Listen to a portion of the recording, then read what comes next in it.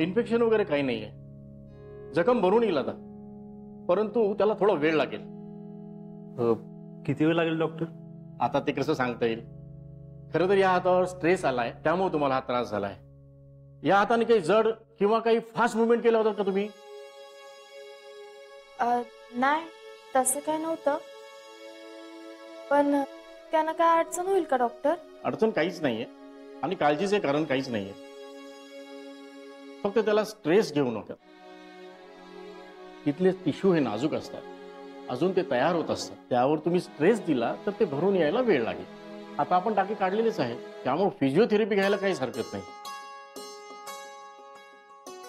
तुम्ही डॉक्टर राजेंद्र जाधव यांना भेटा, ते तुम्हाला सांगतीलच. चालेल डॉक्टर, थँक्यू. टेक केअर माय boy.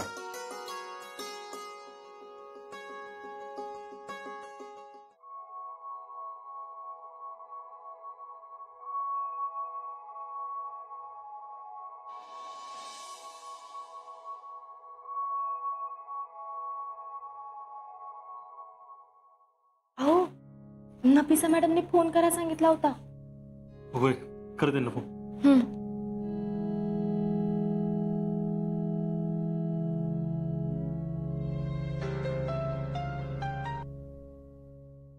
Hello hello Nafisa madam, मैं शीतल, फौजी अजिंक्य शिंदे यांच्या मिसेस, 11 मराठा. हाँ हाँ हाँ शीतल, बोलो क्या हुआ? मॅडम, आता आम्ही आर्मी हॉस्पिटल मध्ये आलोय. आता त्यांची टाके बी काढली आणि डॉक्टर म्हणले थोड्या दिवसात जखम भरल. अजून काय बोलले ते? Physiotherapist correct. त्यांना भेटा. एक काम करो, अजिंक्य को फोन दो. हाँ, त्यांना बोलायचं तुमच्याशी. हाँ मैडम बोलो. अजिंक्य सुनो, अब तुम फिजियोथेरेपिस्ट के पास जाओगे.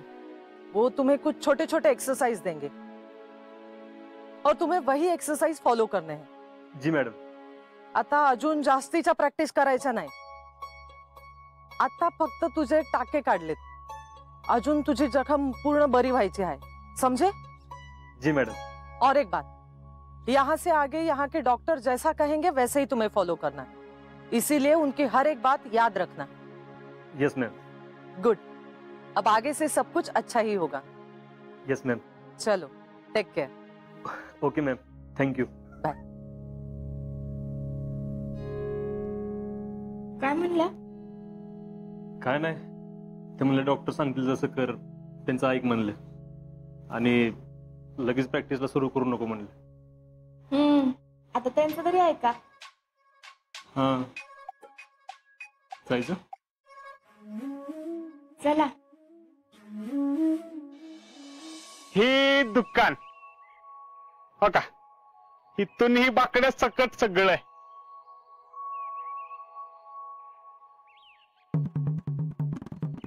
रावल्या, तू आज्या बरोबर पुण्याला जाणार होतास, इथं काय करतेस? जाणार होतो, पण मला एक महत्वाचं काम लागलं ना. तुला काय महत्वाचं काम आहे ते मला माहित असत. दोन वेळेला खायचं आणि गावभर बोंबलं फिरायचं. हो हो बाप्पू, जरा शांति रखो, मेरी कोई इज्जत है गांव में. जाऊन दे. हो का, हे जे दुकान आहे का नाही, त्यातला अर्धा आपलाय. अर्ध म्हणजे? अर्ध म्हणजे हाप हो. ह्या दुकानातला हाप आहे ना, ते आपला हाप आहे. ती पलीकडची खुर्ची आहे ना, ती माझे. आणि ती 2 वस्तारा आहेत ना, त्यातला 1 वस्तारा माझा आहे. ती 1 वाटी माझे. आणि हो, ही पडलेली केस पण अर्धी माझीच आहेत. आपण काय करूया? काय? हो, त्यातला आरसा आहे ना, आरसा अर्धा आपण कापून नेऊ. रावल्या, तुझं हे काय नाटक चाललंय? अर्ध अर्ध अर्ध. बापू, नाटक नाही, सिनेमा करणार आहे मी, सिनेमा. तुम्हाला तर माहितच आहे की मी आजच्या जीवनावर करणार आहे पिक्चर. अहो बापू, पिक्चर कराय फायनान्स लागतो, तो फायनान्स गोळा करतोय मी. आग लागली तुझ्या फायनान्सला. बापू आग तो लोगों के दिलों को लगेगी जब लोग मेरा थिएटर में पिक्चर देखेंगे ना। इसीलिए तो मैं अपने हिस्से का दुकान बेच रहा हूँ ना। तुझ्या बापाने ठेवलंय दुकान विकायला। काय सांगताय बापू, तुम्ही दुकान विकणार आहे? बघा आमचं बापूच दुकान विकणार आहेत। बापू मग केवढ्याला द्यायचं आपलं दुकान? आता तुला पायताना हरीन। हो दादा, तुम्ही काय ह्याच्या नादाला लागलाय? अहो आमचं पोरग येडे, त्याच्या डोक्यावर परिणाम झालेला। तो हे दुकान काय समजा चांदवडी गाव इकल, भुईंचा साखर कारखाना इकल, राजवाडा equal, Taj Mahal hotel equal, Eiffel tower equal, तुम्ही घेणार आहे का? बापू जबान संभाल के बात करो क्या, जबान को लगाम दो वरना। तिथल्या एका वस्तूला हात लाव, नाही तुझं तंगडं तोडून तुझ्या हातात दिलं तर बोल। जे तंगडं मोडून माझ्या हातात, मी सगळ्या देशभर सांगत फिरीन, बघा माझा स्ट्रगल। बापानं तंगडं मोडलं तरी मी पिक्चर कंप्लीट केला। सांग सांग, सगळ्या गावाला सांग, नाही तर आत्मचरित्र लिहू। लिहिणच मी। जाऊन देऊ, तुम्ही नका लक्ष देऊ, ते असंच बडबड करत असतात गावभर। बर मला सांगा, या एकूण दुकानाचं बाकड्या सकट किती उठतील? जास्त नाही, लयत लय 4-5 हजार रुपये देईन मी। काय राव 4-5 हजार? राव किती मोठा मी सिनेमा करणार आहे, आर्मीवर सगळं कसं ओरिजिनल आहे तिथं। मग किती द्यायचं? द्या की एक आता 1, 2, 3, 4-5 कोटी द्या। काय सोन्याचा पत्रा लावला का दुकानाला? काय सांगायला लागले? तुमची प्रॉपर्टी इकायची असं ऐकलं म्हणून इथपर्यंत आलो मी। हा की मग हेच आहे आमची प्रॉपर्टी। तुम्हाला द्यायला जमत नसेल तर राहू दे, मी दुसरं गिराक बघतो। जावा चल चला नादाला लागलाय जावा आणि परत येऊ नका इकडे। तुला सांगतो माझ्या दुकानाकडे बघायची बी नाही। पाहिजे तर तुझं दुकान इक आणि तुला काय मोगली आजाम काढायचा आहे तो काढ। अरे जर काढायचा म्हणजे त्याला किती पैसे लागतात, किती प्रॉपर्टी लागती? हा तुझ्या पैसे काय आहे? प्रॉपर्टी मेरे पास माँ है। तुझ्या आईला आता मग तिला ऐकतोस का? रामकृष्ण हरी।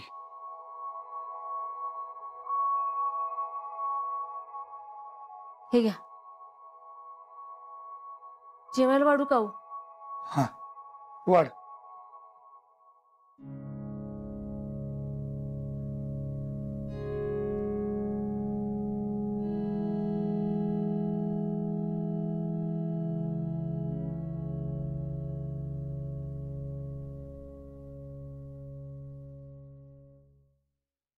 आज अजिंक्य आणि शीतल दोघं बी पुण्याला गेली। तुम्हाला काय फोन आलता का? पुण्याला का म्हणून? अगं तिकडं आर्मी हॉस्पिटल आहे ना, तिकडे गेलेत आणि मला आता शीतलचा पण फोन आला होता। म्हणले टाके काढलेत, आता सगळं व्यवस्थित आहे। हे बरं झालं बाबा। उषा, अगं मला कालपासून असं वाटतंय की आपण हा मुद्दा जास्त ताणून तर धरत नाही ना? नाही नाही, अजिबात नाही। तुम्ही उगाच काय तर मनात आणू नका। अहो शीतली घरी यायला नाही म्हणली ना, म्हणून तुमचा जीव तुटतोय, दुसरं काय नाही। अहो तसं तर माझा बी जीव तुटतोयच की। पण नाना मला पटते बरं का तुम्ही जे म्हणताय ते। तू गप रे, तुला काय कळतं यातलं? नाही म्हणजे टाके काढलेत म्हणजे? अहो टाके काढले म्हणजे हात बरा झाला असं होतंय का? ते काय नाही, आपण आपल्या मतावर ठाम राहायचं, काय बी झालं तरी। अगं पण आता पण नाही भिन नाही. अहो ते हात बरा होऊन परत आर्मीत जावं असं मला अजिबात वाटत नाही. आणि तुम्ही असं भावनिक होऊन विचार करू नका, नाही तर सगळं मुसळ केरात. अगं पण त्यांना असं विरोध कसा करायचा? सौर्या, तुला काय सांगितलं मी? मोठ्यांच्या मध्ये मध्ये बोलायचं नाही. बरी अशी पोरं माझ्याच पोटाला जन्माला आली. अहो हे बघा, अजिंक्य बरं व्हावं, अगदी ठणठणीत बरं व्हावं असं मला बी वाटतंयच की. पण ते संपूर्ण बरे झाले म्हणजे त्यांचंच बरोबर आहे असं नाही ना. हा, तू म्हणतेस ते बरोबर आहे. आपण आपल्या मुद्द्यावर ठाम राहिलं पाहिजे. वय आलोच मी.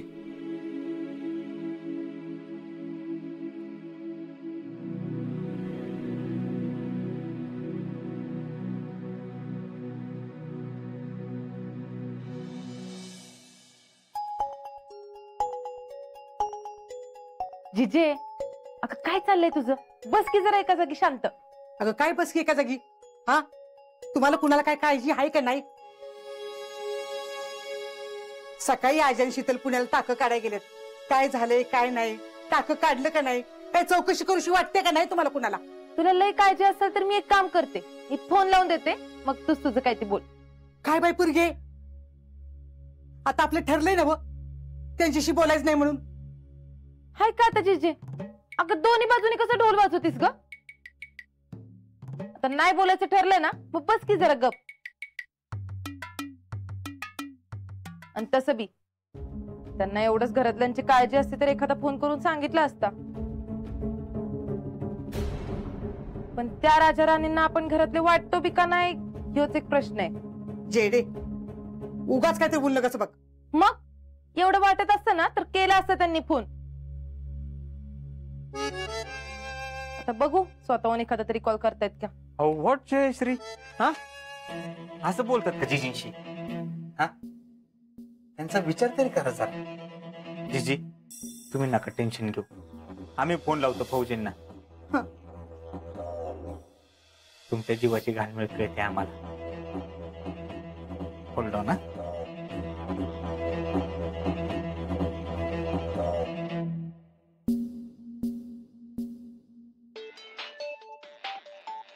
अहो घरून फोन येतोय.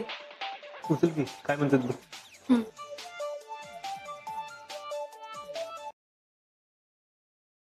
हॅलो, फौजी इज देअर? शीतल बोलते. शीतल, शीतल. फ्लेक्शन, एक्सटेन्शन आणि रोटेशन आतमध्ये आणि बाहेर. शीतल, कशी तब्येत आता फौजींची? आता टाके काढल्यात, आता डॉक्टर त्यांना व्यायाम सांगतात. व्यायाम? व्हाय व्यायाम? अहो ते फिजिओथेरपीचे, आधीसारखा हात परत व्हावा म्हणून. हा, सगळ्या ज्या मुवमेंट्स आहेत त्या खूप हळूहळू करायच्या आहेत. हे किती वेळ करायचं? दिवसातून 2 ते 3 वेळा, असे 15-20 दिवस. 15 दिवस. आणि काय बरं शीतल, टाके काढलं फोन तरी करायचा. इथे सगळे किती काळजीत आहेत घरातले सगळेजण. अहो जिजीने तर सकाळपासून काय खाल्लेलं नाही. का तिकडे जाऊन घरच्यांना विसरला? अहो नाही नाही, असं कसं. हितनं बाहेर पडल्यावर फोन करणारच होते. काळजी करण्यासारखं काय नाही, समजा ठीक आहे. ते अरे वा, काय सुद्धा टेन्शन नाही बघा तुम्ही म्हटल्यावर. हा, आणि काळजी घ्या फौजींची. ठेवू का? भय. किती दिवसानंतर हेवी एक्सरसाइज करायची?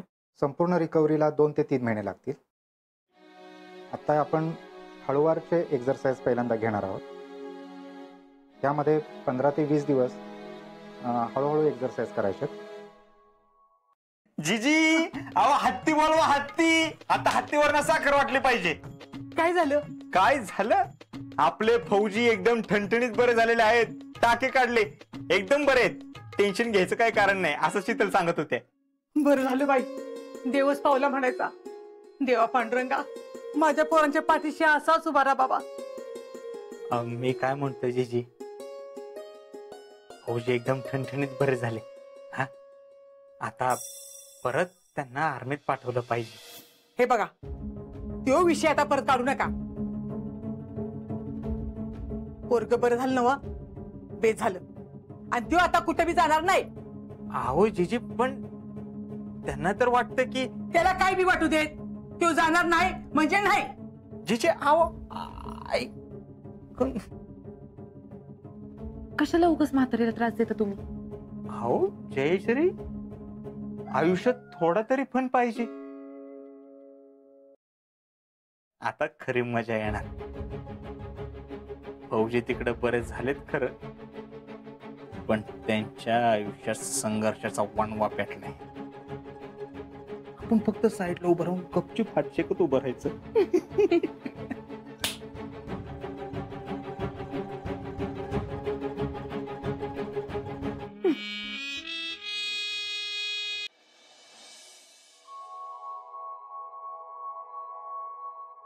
वयो आता निघायचं ना?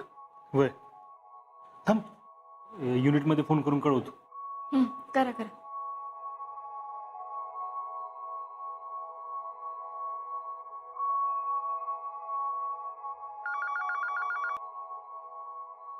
राम राम, अजिंक्य शिंदे बात कर रहा हूँ. राम राम राम राम. बोलो बोलो भाई. निकम बोलतोय. काय चाललंय? कसा आहेस? काय नाही, रिपोर्टिंग करायला फोन केला होता. आर्मी हॉस्पिटल मध्ये आलोय. आत्ताच टाके काढले, आता आहे सगळं व्यवस्थित. बरं झालं, बरं झालं. आजा बघ, एकदम मस्त. आणि काय तुमचं काय चाललंय मग? काय रे, गेल्यापासून एक फोन नाही, काय नाही. अरे काय विसरलं काय? नाही नाही, अरे सगळीजण इथं तुझीच काळजी करतेत. आज तुला फोन करायचं म्हणलं तर व्हायना बघ. नुसतं बोला तुम्ही. नाही बाबा, खरंच काश्मीर सध्या हायलाइटवर आहे. इथली परिस्थिती खूप अवघड आहे. सगळ्यांच्या सुट्ट्या रद्द झाल्या, माझी पण सुट्टी रद्द झाली. मी जाऊन आपल्या घराचं बांधकाम बघायचं म्हटलं होतं, पण मरू दे आता. आता आता ह्या आतंकवाद्यांना घरात घुसून मारायचं, मगच आपल्या घराचं करायचं. डोळ्यात तेल घालून लक्ष द्यायच्या ऑर्डर्स आहेत. पुलवामा मध्ये आपली बरीच माणसं गेली. त्यानंतर इथं जे ऑपरेशन झालं ना, त्यात आम्ही 3 अतिरेकी मारले. घरी कधी जाऊ माहित नाही, पण हे आतंकवाद्यांना आता नरकात पाठवूनच घरी जाऊ अशी शपथ घेतली आम्ही सगळ्यांनी. तुम्हाला सगळ्यांना लय मिस करतोय का मी. असं वाटतंय ना, आत्ताच्या आत्ता तिकडे यावं. नाही नाही नको, तू आधी बरा हो. पूर्ण बरा झालास की तू ते लागणार आहेस. तोपर्यंत तुझा हिशोब आम्ही पुरा करतो. येस, चल ठेवतो. जय हिंद. जय हिंद. काय झालं? शिकले,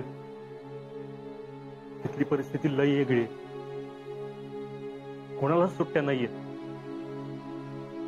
पुण्यानं त्याच्या घराच्या कामासाठी सुट्टी काढली होती. मला नवीन फ्लॅट घेण्याबद्दल त्यानंच मला सांगितलं होतं, आणि हे सगळं तोच पुढे होऊन करणार होता. पण आता नाही जमणार म्हणलाय तो. आता सगळ्यांची हीच भावना आहे की आपलं घर काही कधी बी होईल, पण आधी आपल्या मोठ्या घराची साफसफाई करणं गरजेचं आहे. आधी लगीन कोंढाण्यात. आपल्या घराचा विचार न करता देशाचा विचार फक्त फौजीच करू शकते. शितले, इकडची परिस्थिती लई बिकट आहे शितले. उद्या कुणाला काही जरी झालं ना, तरी त्यांच्या घराचं स्वप्न अपूर्ण राहणार आहे. नाही शितले, मी जरी तिकडे नसलो ना, तरी इथे राहून मी माझ्या फौजी भावांचं स्वप्न पूर्ण करणार. आता फक्त आपलंच नाही, तर आपल्या फौजी भावांचं स्वप्न आपण पूर्ण करायचं.